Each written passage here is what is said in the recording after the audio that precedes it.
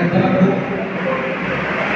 అలాగే కింద హాజరైనటువంటి ముస్లిం సోదరులు మరియు ముస్లిం సోదరులు అందరూ సోదరులు అందరికీ ప్రత్యేకంగా పేరున ఆల్ ఇండియా పౌసన్ వెల్ఫేర్ అసోసియేషన్ తరఫున శుభాకాంక్షలు అభినందనలు తెలియజేస్తున్నాము. వక్ఫ్ బోర్డు అనేది ఈరోజు ఇంతమంది సమావేశానికి హాజరైనామంటే ముఖ్య కారణం ఏంటంటే భారత ప్రభుత్వంలో ఉన్నటువంటి పెద్దలు Waqf board amendment bill 2020-25 amendment bill పెట్టడం వలన అది అక్రమము సక్రమంగా లేదు అనే ఉద్దేశంతో ఇంతమంది అంత సమావేశం అవ్వడం జరిగింది. అంటే ఒక బాబడే కాదు, దేశవ్యాప్తంగా ప్రతి ముస్లిం సోదరుడిని కాకుండా ఇది అన్యాయమైనటువంటి బిల్లు కాబట్టి ప్రతి ఒక్కరు హాజరై హిందూ మతాలతో సంబంధం లేకుండా మతాలకు అతీతంగా ప్రతి ఒక్కరూ వచ్చి వారు ఈ బిల్లుకు వ్యతిరేకంగా పూర్తి మద్దతు ముస్లిం సోదరులకు తెలియజేయడం జరిగింది. అంటే 1954లో ఈ వక్ఫ్ బోర్డు అనేది స్థాపించడం జరిగింది. అలాగే ఈ వక్ఫ్ బోర్డులో భారతదేశానికి స్వాతంత్రం వచ్చిన తర్వాత ఎంతో మంది ముస్లిం సోదరులు మేము ఈ భారతదేశంలో ఉన్నాం, మేము సపరేట్ రాష్ట్రానికి వెళ్తామని చెప్పేసి పాకిస్తాన్కు వెళ్ళిపోవడం జరిగింది. వెళ్ళిపోయిన తర్వాత వాళ్ళకు ఉన్నటువంటి ఆస్తులన్నీ ఈ వక్ఫ్ బోర్డుకు దారదత్తం చేయడం జరిగింది. అంటే ఈ వక్ఫ్ బోర్డు ఆస్తులు ఏ విధంగా ఉన్నాయంటే భారతదేశంలో భారత రైల్వే సంస్థ, రక్షణ రంగం, ఈ 2 రంగాల తర్వాత 3వ స్థానంలో ఉన్నటువంటి అతిపెద్ద ఆస్తులు ఈ వక్ఫ్ బోర్డుకు సంబంధించిన ఆస్తులే.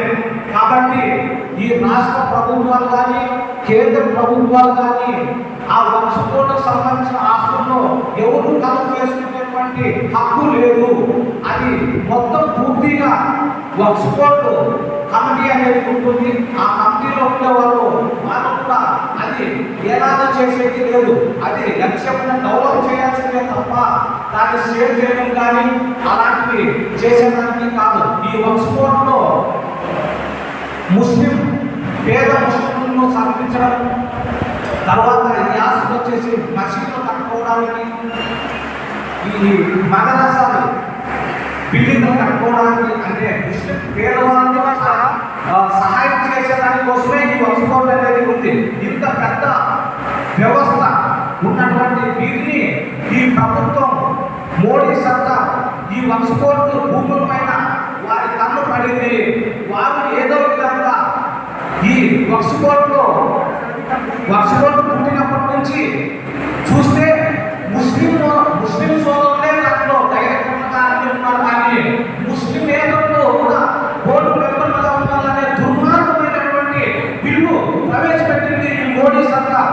ఇలాంటి మోడీ సర్కార్ను మెడలు వచ్చి ఈ బిల్లు అమలు కాకుండా ప్రతి ఒక్కరూ కలిసి ఉద్యమం ద్వారా చేస్తే తప్ప ఈ బిల్లుకు వ్యతిరేకంగా మనం ఉద్యమం చేస్తే మనం విజయం సాధిస్తాం అని ప్రతి ఒక్కరితోనూ మేము మా ఆల్ ఇండియా పౌసన్ వెల్ఫేర్ అసోసియేషన్ 16 రాష్ట్రాల్లో ఉంది.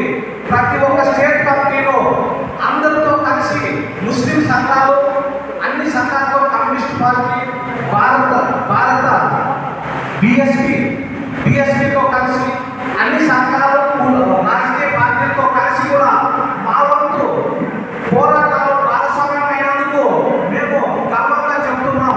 ముస్లిం సోదరులు ఉన్నటువంటి వక్ఫ్ బోర్డు అన్యాయం కాకుండా ఉండడానికి ఆల్ ఇండియా పౌసన్ వెల్ఫేర్ అసోసియేషన్ అనేది కూడా మా వంతు భాగస్వామ్యం అయి దాన్ని కాపాడడానికి మేము మా వంతు కృషి చేస్తామని ఈ సభాముఖంగా తెలియజేస్తూ ఈ అవకాశం ఇచ్చినటువంటి ఈ ముస్లిం సోదరులందరికీ ప్రత్యేకంగా కృతజ్ఞతలు తెలియజేస్తూ ఇంతటితో మా ప్రసంగాన్ని ముగించుకుంటున్నాం. జై భీమ్. ప్రగానికి చాలా చాలా